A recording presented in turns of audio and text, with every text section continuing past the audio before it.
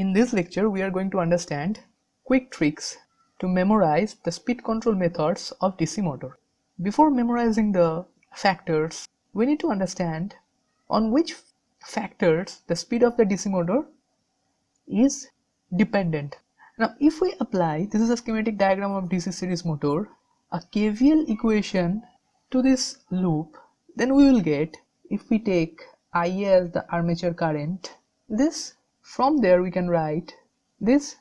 Now we can replace EB by NP phi Z by 60A, where N is the speed of the motor, phi is the flux. Here I have mentioned all the parameters related to EB equal to this equation. Now at these parameters we need to determine which are constants and which are variables. So speed, this is a variable quantity because speed of the motor always varies. Number of poles, this is the constant term because number of poles of a DC motor is fixed whenever it is manufactured. This is flux. Flux per pole is variable because flux depends upon current, armature current for series motor and shunt current for shunt motor. So it is a variable quantity. Number of conductors, it is also constant, and number of parallel path is also constant. So in this equation we can write N phi into entire the constant terms, that is equal to K, because these are constants. So I have demarcated the constant terms at the equation. Now from there we can write N is equal to K dash, this equation 1 by K is here I have taken as K dash.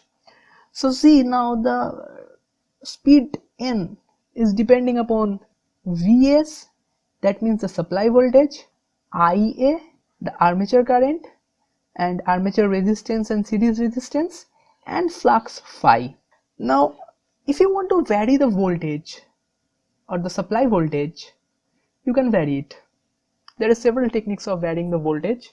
You can use power electronic devices for that. So you can vary the voltage. But how do you vary the current?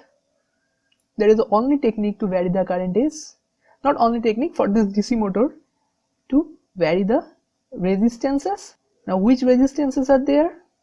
Generally, if you connect a variable resistance across the armature, then you can actually control the speed of the motor. That means armature resistance control is another technique of controlling the speed, and the flux phi. Now how phi is dependent? Now look at the diagram. Flux is directly proportional with armature current here.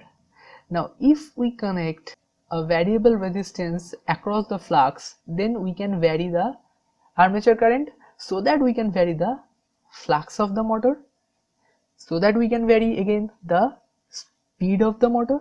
So if we write it down one by one, then we find number 1 is supply voltage control, number 2 is resistance control or armature resistance control, and number 3 is field control or field flux control.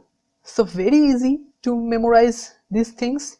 You can mug up simply for your exam or interview or any other purpose, or you can apply this logic, this simple technique, by which if you somehow forget these things, then you can derive the entire thing by yourself. So I think that is pretty more beneficial for any student. I think the concept is clear to you. Then there is any other techniques that whether the field can be controlled as above base speed or below base speed. Those are different things. Okay, those are can be explained in another lecture like that.